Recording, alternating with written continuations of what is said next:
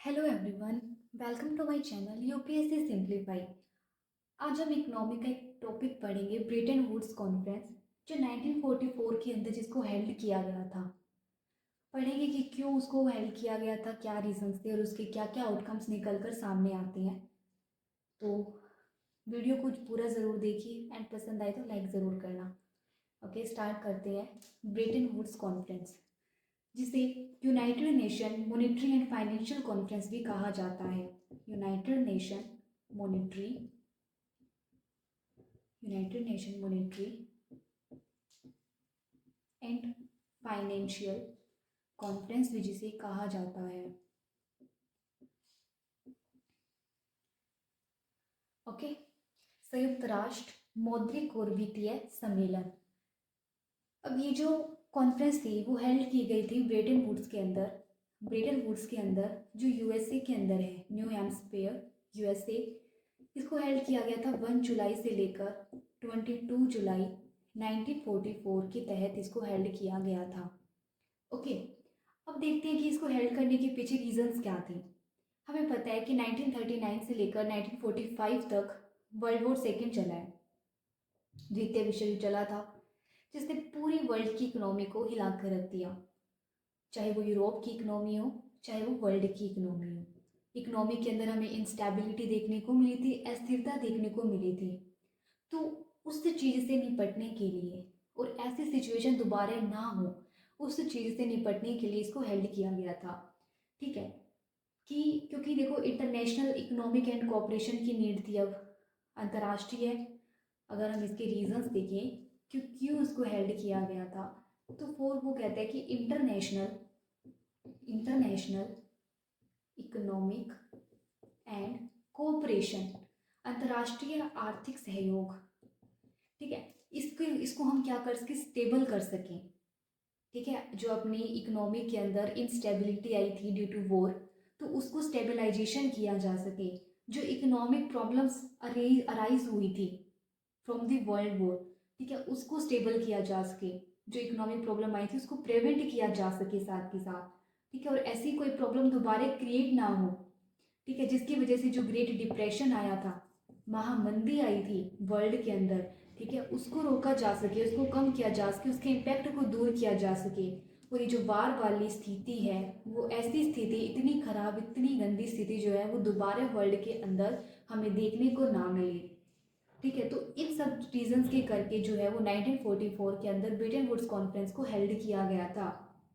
ठीक है, ताकि हमारी इकोनॉमिक स्टेबल हो सके, इंटरनेशनल फाइनेंशियल सिस्टम को हम स्टेबल कर सके। जो अपनी अंतर्राष्ट्रीय फाइनेंशियल सिस्टम है, ठीक है, उसको हम क्या कर सके, स्टेबल कर सके। अंतर्राष्ट्रीय जो फाइनेंशियल सिस्टम है उसको हम क्या कर सके, स्टेबल कर सकें, इसके लिए भी हुआ था। ठीक है, टू प्रमोट, हम प्रमोट कर सके peace and prosperity in the world. ठीक है, वॉर करने के बाद तुम्हें प्रोस्पेरिटी चाहिए, है ना, ये भी सही है। ठीक है, तो पीस एंड प्रोस्पेरिटी हम क्या है, प्रमोट कर सके। ओके, और जो कॉम्पिटिटिव डिवैल्यूएशन हो रहा था 1930s 40s के दशक के अंदर, डिवैल्यूएशन तो आपको पता ही होगा क्या होता है। ठीक है, जब अपनी करेंसी की जो वैल्यू है उसको कम कर दिया जाता है ताकि एक्सपोर्ट को बढ़ावा दिया जा सके। तो इस चीज़ को प्रिवेंट करने के लिए भी इसको शुरू किया गया था। ठीक है, और यूरोप में जो इंस्टेबिलिटी आई थी, जो यूरोप हिल गया था पूरी तरीके से, उसको दोबारा से डेवलप किया जा सके, उसको रीबिल्ड किया जा सके, और ग्लोबल ट्रेड को क्या है, इंक्रीज किया जा सके। ठीक है, और जो कंट्रीज हैं अब उनमें ट्रेड का संबंध विकसित किया जा सके। तो ये बहुत सारे रीजंस की वजह से ब्रेटन वुड्स के अंदर इस कॉन्फ्रेंस को हेल्ड किया गया था, और फ्यूचर के अंदर ऐसे कॉन्फ्लिक्ट हमें देखने को ना मिले, तो इसलिए इसको हेल्ड किया गया था। ये रीज़न था। ठीक है, और इसके लिए अगर हम देखते हैं तो दो चीज़ें हमें मेजर रूप से दो चीज़ें निकल कर सामने आई थी। The first one is IMF, international monetary fund, and the second one is IBRD। IBRD क्या है, international bank for reconstruction and development, और इंटरनेशनल मॉनेटरी फंड। ये दो चीज़ें तो इसी का आउटकम थी, और बाद में जाकर एक और ऑर्गेनाइजेशन निकलकर हमें देखने को मिलेगा, वर्ल्ड ट्रेड ऑर्गेनाइजेशन। ठीक है, general agreement tariff and trade वाला जो था, बाद में WTO बना था। बट ये WTO उस टाइम पे नहीं आया था, उस टाइम का मेजर आउटकम ये अपने दो ही थे। तो आज हम अपने वीडियो में इन दोनों को पढ़ेंगे। वर्ल्ड ट्रेड ऑर्गेनाइजेशन खुद से एक बड़ा टॉपिक है, इसको मैं एक अलग वीडियो में आपको बता दूंगी। ओके, तो अब एक एक करके इन दोनों को पढ़ते हैं। IMF और IBRD क्या है? ये दोनों ही UN की स्पेशलाइज्ड एजेंसी है। ठीक है, UN के ऑर्गन्स नहीं है, UN की स्पेशलाइज्ड एजेंसी है। स्पेशलाइज्ड एजेंसी बनने के लिए कुछ उनके प्रोविजंस होते हैं, उनको फुलफिल करना होता है, तो ये उनको फुलफिल कर रहे थे। ठीक है, तो एक एक करके हम पढ़ते हैं। ओके, तो पहले हम पढ़ेंगे अपना IBRD। IBRD international bank for reconstruction and development. आज इसे वर्ल्ड बैंक के नाम से जाना जाता है। ठीक है, वो कभी international bank for reconstruction and development हुआ करता था, आज जो वर्ल्ड बैंक का एक पार्ट है। ठीक है, स्पेशलाइज्ड एजेंसी है यूनाइटेड नेशन की। देखो, वर्ल्ड बैंक की अगर हम बात करें तो जो वर्ल्ड बैंक है अपना, उसे जुलाई 1945 में एस्टेब्लिश किया गया था। जुलाई 1945 में एस्टेब्लिश किया गया था, जिसका हेडक्वार्टर कहाँ पे है? वॉशिंगटन, USA के अंदर। ठीक है, वॉशिंगटन के अंदर है। और इसमें जो चीफ है वो USA रहता है, मतलब जो मेजर वोटिंग रहती है वो USA की इसमें रहती है। अब देखते हैं कि जो वर्ल्ड बैंक है उसके कौन कौन से पार्ट हैं और ये वर्क क्या करता है। पहले तो ये देखो, जो वर्ल्ड बैंक है ना, इसका मेन काम देख लेते हैं सबसे पहले कि इसको बनाया क्यों गया था, उसके बाद इसके बारे में थोड़ा सा जानेंगे।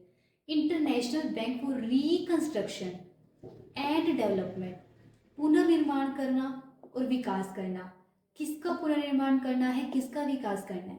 कंट्रीज का, डेवलपिंग कंट्रीज का, डेवलप्ड कंट्रीज का, अंडर डेवलप्ड कंट्रीज का, ताकि वो क्या कर सके, अपना विकास कर सके, अपना डेवलपमेंट कर सके, इंफ्रास्ट्रक्चर बना सके, या और भी सारी चीज़ें जो है विकास करने के लिए जो ज़रूरी होती है, तो उनके लिए लोन प्रोवाइड करवाता है अपना वर्ल्ड बैंक।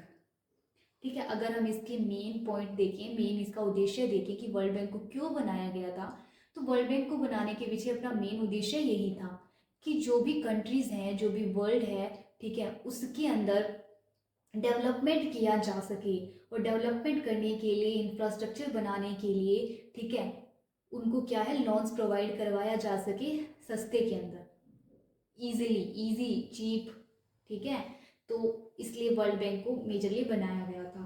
अब देखो, वर्ल्ड बैंक के अंदर इसके 5 पार्ट्स हमें देखने को मिलते हैं।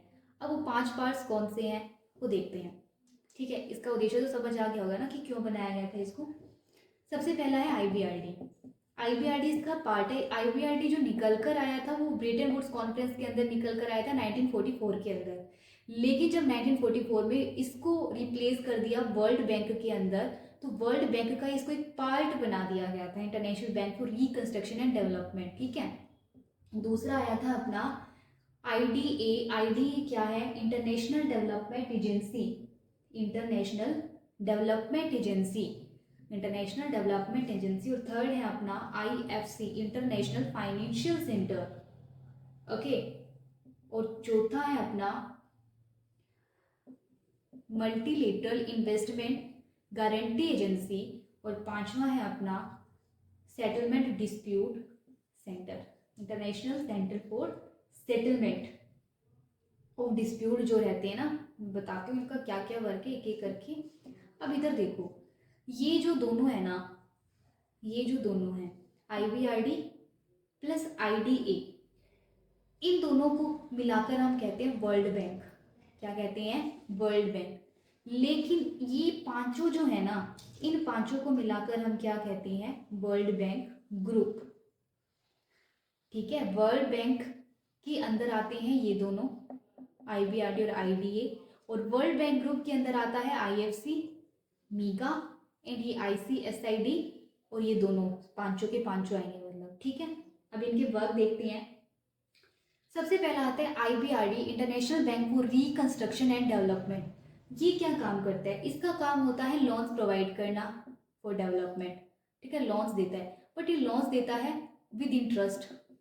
क्या लोन्स देता है ये? विद इंटरेस्ट रेट, है ना, इंटरेस्ट रेट तो लेगा ही भाई, है ना, जब हम लोन्स देते हैं तो उसके ऊपर इंटरेस्ट लगता है ना। तो international bank for reconstruction development जो है वो रिकंस्ट्रक्शन के लिए एंड डेवलपमेंट के लिए क्या है, कंट्रीज को लोन्स प्रोवाइड करवाता है, प्लस साथ में उनसे इंटरेस्ट लेता है।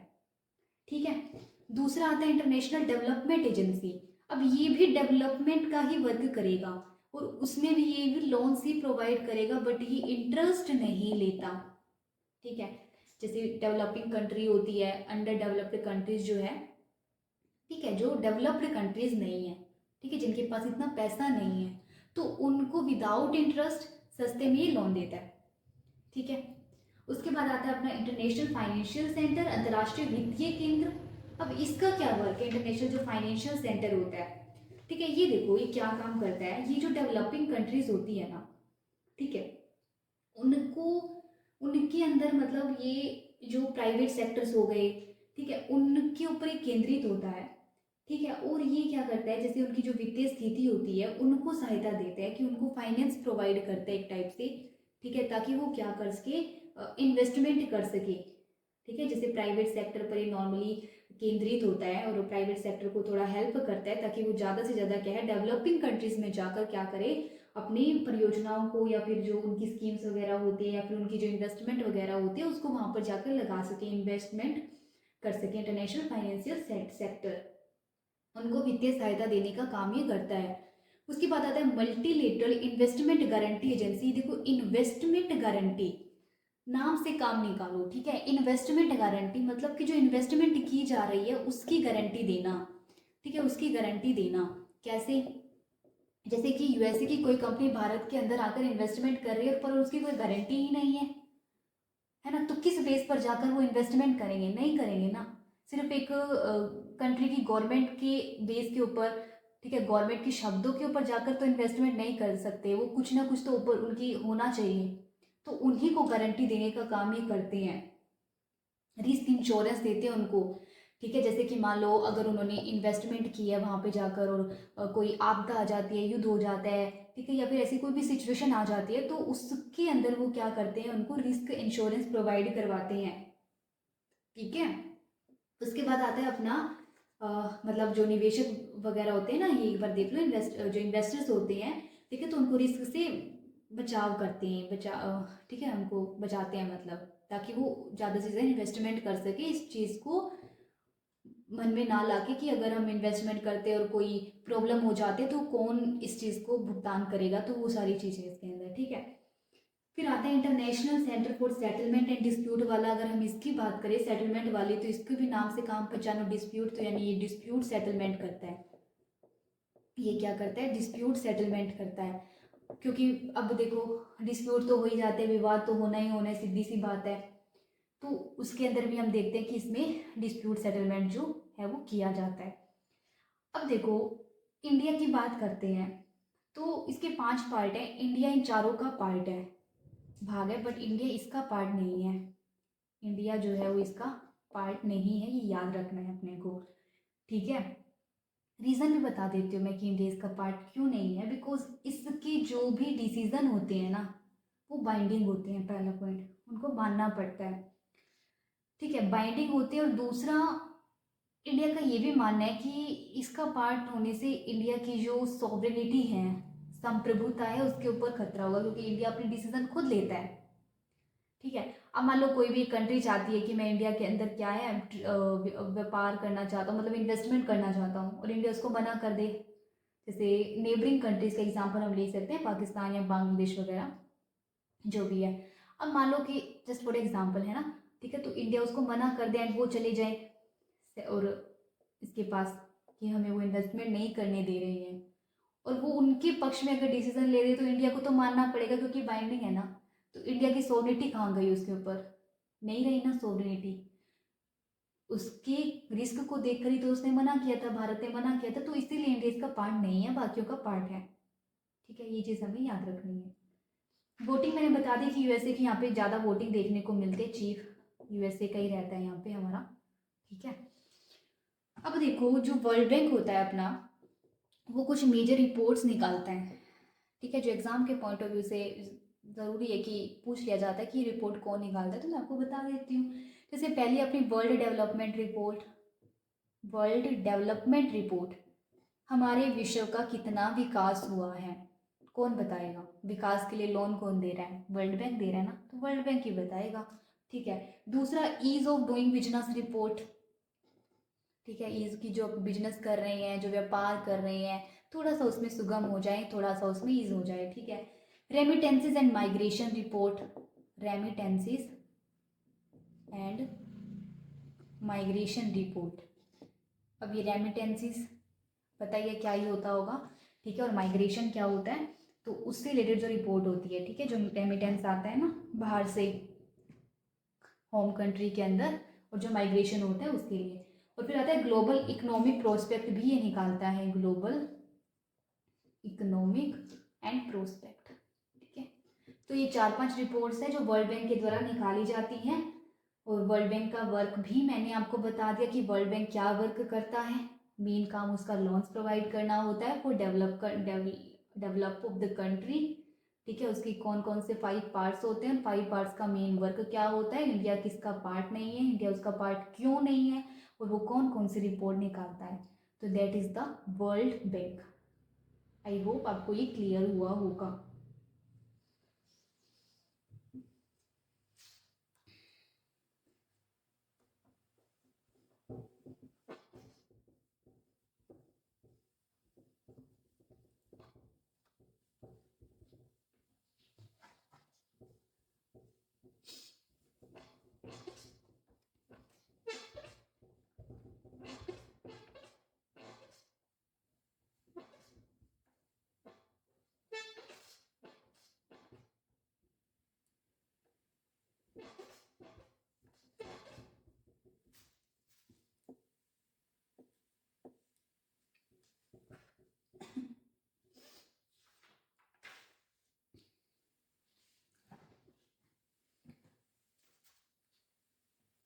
उसके बाद आता है अपना IMF, इंटरनेशनल मॉनेटरी फंड। ठीक है। इंटरनेशनल मॉनेटरी फंड, अंतर्राष्ट्रीय मौद्रिक कोष। ओके। इसको भी 1944 के तहत 1945 में ये बनकर सामने आता है, 1945 में। और इसका हेडक्वार्टर भी अपने को वॉशिंगटन के अंदर ही देखने को मिलेगा। ठीक है। अब देखो, इसकी बात करें अगर हम IMF की, तो IMF का वर्क क्या है, इंटरनेशनल मॉनेटरी फंड जो है वो क्या वर्क करता है? अंतर्राष्ट्रीय मुद्रा कोष, ये भी लोन से देता है, पर ये डेवलपमेंट के लिए लोन्स नहीं दे रहा। इसका मेन काम क्या है, जब तुम्हारी इकोनॉमी पर क्राइसिस आ जाएगा, जब तुम्हारी इकोनॉमी पर खतरा आ जाएगा और तुम्हें क्या है, सडनली लोन की आवश्यकता हो जाएगी, तब तुम मेरे पास आना, ऐसा IMF का मानना है। एग्जाम्पल से समझते हैं, 1991 क्राइसिस ऑफ इंडिया, जब भारत का भुगतान संतुलन, बैलेंस ऑफ पेमेंट बहुत ही कम हो चुका था। ठीक है। तो उसको IMF के पास जाना पड़ा था लोन लेने के लिए। श्रीलंका, पाकिस्तान, प्रेजेंट एग्जाम्पल हमें देखने को मिल रहे हैं। श्रीलंका के अंदर क्या हुआ था, ऑर्गेनिक खेती इतनी ज़्यादा कर दी थी, है ना, चाइना के द्वारा दिया गया जो लोन है, कि बैलेंस ऑफ पेमेंट क्राइसिस उसको देखने को मिला श्रीलंका के अंदर, है ना। और पाकिस्तान की बात करें, ठीक है, तो वहाँ पे भी चाइना की तरह जो लॉन्स प्रोवाइड किए जा रहे थे, तो मतलब हमें क्राइसिस देखने को मिलते हैं, balance of payment, economic crisis है जिसे हम क्या कहते हैं, बैलेंस ऑफ पेमेंट क्राइसिस हमें देखने को मिलते हैं। भुगतान संतुलन, जिस जब तुम्हारा डेफिसिट में ही जाएगा, घाटे में चला जाता है, तुम्हारे पास फोरेक्स बचता ही नहीं है, ठीक है, तब तुम्हें याद आती इंटरनेशनल मॉनेटरी फंड की। तब इंटरनेशनल मॉनेटरी फंड तुम्हें क्या है, लोन्स देगा। लेकिन वो लोन्स ऐसे नहीं दे रहा, वो कुछ शर्तें रखेगा तुम्हारे साथ। पहली सबसे बड़ी शर्त तो उसकी यही होगी कि तुम अपनी इकोनॉमी को खोल दो वर्ल्ड के लिए। जैसे इंडिया की ही बात कर लो, 1991 से पहले क्लोज्ड इकोनॉमी की तरफ था, समाजवाद की तरफ झुका हुआ था भारत। बट 1991 का जब क्राइसिस आ जाता है, तो उसके बाद क्या किया था, LPG रिफॉर्म्स लाए गए थे, लिबरलाइजेशन किया गया था, प्राइवेटाइजेशन किया गया था, ग्लोबलाइजेशन किया गया था, प्राइवेट सेक्टर को बढ़ावा दिया गया था, FDI FPI को और भी ज़्यादा इंक्रीज किया गया था। ठीक है। समाजवाद को कम करके पूंजीवाद की ओर इंडिया बढ़ा था। ठीक है। वो ऐसे ही नहीं बढ़ा था, उसको बोला गया था ऐसा करने के लिए, क्योंकि वो शर्तें रखता है, कुछ कंडीशंस रखता है। ठीक है, उन कंडीशंस को मानना पड़ता है, तभी आईएमएफ क्या करेगा, लोन्स प्रोवाइड करेगा। मैं आपको पढ़ाऊंगी कि वो कौन कौन से टाइप के लोन देता है आईएमएफ जो है। ठीक है, तो इसीलिए इंटरनेशनल मॉनेटरी फंड बनाया गया था कि अगर किसी को एक्सट्रीमली सडनली जो है वो क्राइसिस हो जाते हैं बैलेंस ऑफ पेमेंट के, इकोनॉमी के, तब वो लोन्स देगा। डेवलपमेंट के लिए नहीं दे रहा, जैसे डेवलपमेंट के लिए वर्ल्ड बैंक ने लोन दिए, ठीक है, अब वो डेवलपमेंट तो तुम कभी भी कर लो, कल कर लो, आज कर लो, इंफ्रास्ट्रक्चर ही बनाना है ना, इकोनॉमिक ग्रोथ ही करनी है, इकोनॉमिक डेवलपमेंट ही करना है तुम्हें। बट आईएमएफ के अंदर जब बिल्कुल इन्फ्लेशन अपने चरम स्तर पर होती है, बैलेंस ऑफ पेमेंट बिल्कुल ज़्यादा क्राइसिस में होता है, तब दिया जाता है। ठीक है, अब देखो ये जो आईएमएफ है ना, इसके मैं मेंबर्स बता देती हूँ, इसके 189 मेंबर्स हैं। ठीक है, और बैलेंस ऑफ पेमेंट क्या है इसकी मैं अलग से क्लास ले चुकी हूँ, अगर आपको उसमें डाउट है तो आप देख सकते हैं वो क्लास। ठीक है, अब देखो कि आईएमएफ जो है वो लोन्स प्रोवाइड करता है, तो वो लोन्स विंडो देख लेते हैं, उसकी 3 टाइप से वो लोन देता है। The first one is RFI. RFI का मतलब क्या है, rapid financing instrument, rapid financing instrument, त्वरित वित्त पोषण साधन। ठीक है, इसकी हिंदी है ये। अब देखो इसके अंदर जो लोन्स दिया जाता है वो नॉर्मली 3 to 6 मंथ के लिए लोन दिया जाता है आईएमएफ के द्वारा। और जो एसडीआर कोटा होता है, स्पेशल ड्राइंग राइट जो होते हैं, ठीक है, it's a type of document है ना, जो अपने फॉरेक्स का भी एक पार्ट होती है ये, सेंट्रल बैंक जो फॉरेक्स रिजर्व रखता है उसका भी पार्ट होता है। तो एसडीआर का कितना दिया जाता है, एसडीआर का दिया जाता है 50% लोन इसमें दिया जाता है, जितना तुम्हारा एसडीआर कोटा के अंदर है ना, ठीक है, जितना तुम्हारा एसडीआर कोटा के अंदर है उसका 50% लोन्स तुम्हें इसके अंदर मिलेगा। और ये कब मिलता है, जब तुम्हें क्या होती है, सडनली नीड रहती है, अचानक से बिल्कुल ही ज़्यादा ज़रूरत पड़ जाती है, तब तुम्हें 3 से 6 महीने के अंदर इस लोन को दिया जाता है। ओके, सेकंड आता है अपना stand by arrangement. Stand by arrangement, stand by arrangement की बात करें तो ये नॉर्मली दिया जाता है 1 to 2 ईयर के लिए, 1 या 2 सालों के लिए इसको, मतलब 1 से 2 सालों तक इसको दिया जाता है। और इसके अंदर जो तुम्हारा एसडीआर कोटा होता है, एसडीआर कोटा का इसमें दिया जाता है 145% का। ठीक है, स्पेशल ड्राइंग राइट्स क्या होता है ये मैं आपको अलग से बताऊंगी। ठीक है, तो एसडीआर कोटा का इसको क्या है 145% दिया जाता है। बट इसके अंदर ये देख लो, एसडीआर एक मतलब एक स्पेशल टाइप का डॉक्यूमेंट होता है, जैसे आईएमएफ होता है ना, तो उसके अंदर भी वो लोन्स कब दे रहे हैं, क्योंकि अलग अलग कंट्रीज जाकर उस पर क्या कर रहे हैं, अपनी जमा ही तो कर रहे हैं, पैसे जमा करने हैं। ठीक है, तभी वो पैसे जमा कर रहे हैं, तभी तुम्हें सडनली नीड हुई है, तभी तो आईएमएफ तुम्हें पैसे देगा ना, तो बस वही एसडीआर कोटा माना जाता है, वही एक डॉक्यूमेंट टाइप होता है जो तुम्हें बताता है कि तुम्हारा इतना पैसा जमा है और उसका मैं तुम्हें इतना दूंगा। ठीक है, अलग अलग कंट्रीज जो होती है उनका मिला के जो है वो दिया जाता है। उसके बाद अपने पास थर्ड आता है, हाँ सॉरी, ये जो होता है ये शॉर्ट टर्म के लिए दिया जाता है, मतलब शॉर्ट टर्म स्टेबलाइजेशन, जैसे 1 या 2 साल जो है वो अपना शॉर्ट टर्म ही होगा ना थोड़ा सा, तो ऐसा कुछ हमें स्टेबलाइजेशन करना हो तो उसके लिए वो दिया जाता है। उसके बाद अपना थर्ड आता है एक्सटेंडेड फंड फैसिलिटी। एक्सटेंडेड, अब नाम से काम निकालो, एक्सटेंडेड मतलब लंबा चलेगा ये।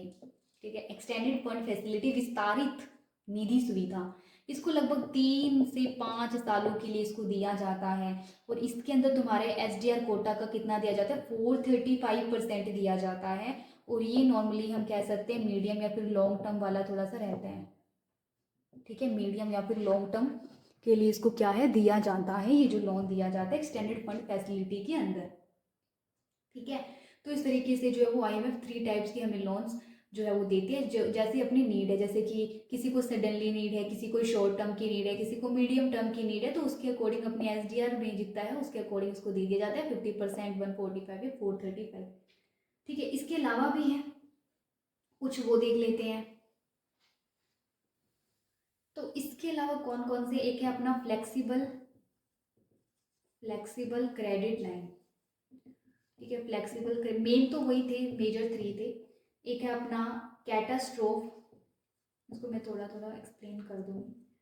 Catastrophe containment, catastrophe containment and relief. ठीक है, और जो थर्ड है वो अपना है high access precautionary and liquidity line. Economy के वर्ड्स इंग्लिश में जितना लर्न करो उतना ही ज़्यादा अच्छा रहेगा, बिकॉज हिंदी की समझ नहीं आती है इनके अंदर। ठीक है, तो CCR हो जाएगा और ये हो जाएगा FCL। ठीक है, देखो इसको थोड़ा सा देख लेते हैं क्या होता है। सबसे पहले आता है अपना flexible credit line. Flexible credit line जो होता है, ठीक है, तो इसका जो ये मतलब इसमें जो लोन दिया जाता है वो उन देशों को दिया जाता है नॉर्मली जिनकी जो नीतियाँ होती है, जिनकी जो इकोनॉमिक प्लान्स होती हैं उनकी काफ़ी मजबूत होते हैं, ठीक है, स्ट्रॉन्ग होती हैं। और सेकेंड थिंग अगर हम देखें तो मान लो कोई वर्ल्ड में क्राइसिस आया है या कोई फाइनेंशियल इंस्टेबिलिटी आई है, ठीक है, उससे उन कंट्री के अंदर क्या हो रहा है, रिस्क उत्पन्न हुआ है, तो उन कंट्रीज को फ्लेक्सिबल क्रेडिट लाइन टाइप का लोन दिया जाता है। ठीक है, second is catastrophic containment and relief. ठीक है, इसके अंदर क्या होता है कैटास्ट्रोफ कंटेनमेंट वाले के, देखो कैटास्ट्रोफ मतलब कि कोई आपदा है ना, तो आपदा आ जाती है जब आपदा नियंत्रण व राहत, ठीक है, तो दिया जाता है इसको। मतलब जैसे कंट्रीज के अंदर क्या है, भूकंप आ गया, फ्लड्स आ गई, या फिर सुनामी आ गई, साइक्लोन्स आ गए, इस तरीके की कोई भी अगर कैटास्ट्रोफ आ जाता है तो वहां पे जो उत्पन्न परिस्थिति है उससे निपटने के लिए दिया जाता है इसमें। ठीक है, the third one is high access precautionary and liquidity line.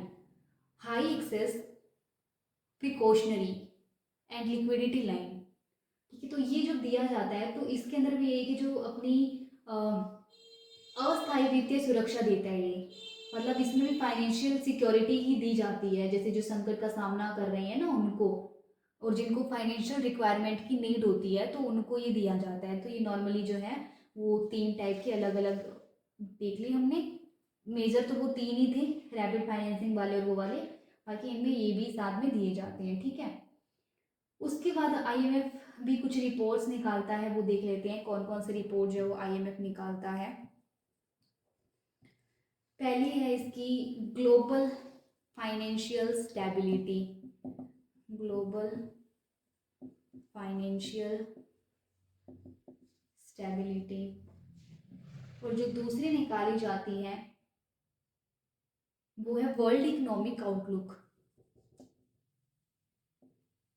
World economic outlook, कि एक तो ग्लोबल कोई फाइनेंशियल इंस्टेबिलिटी आ जाए तो उसको स्टेबल करने के लिए मतलब रिपोर्ट निकालते हैं ना ये, और दूसरा है वर्ल्ड इकोनॉमिक आउटलुक, तो ये जो है वो रिपोर्ट निकालता है कौन, IMF जो है।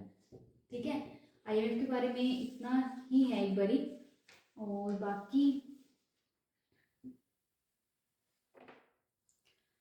तो आज का अपना यही टॉपिक था ब्रेटन वुड्स कॉन्फ्रेंस के बारे में, और उसके जो 2 आउटकम्स निकल कर आते हैं, वर्ल्ड बैंक और इंटरनेशनल मॉनेटरी फंड।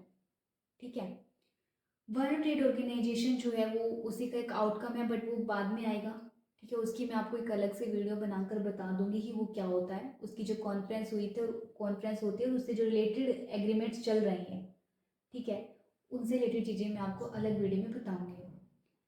ये वाली वीडियो आपको कैसी लगी कमेंट में ज़रूर बताइए कि आपको समझ आया है या नहीं आया, और कुछ चीज़ में अगर डाउट है, समझ नहीं आई है, तो कमेंट सेक्शन में ज़रूर पूछिए। वीडियो को लाइक कीजिए, शेयर कीजिए एंड चैनल को सब्सक्राइब कीजिए, इसी तरीके के स्मॉल स्मॉल कॉन्सेप्ट समझने के लिए जो काफ़ी डाउट वाले होते हैं। Thank you so much.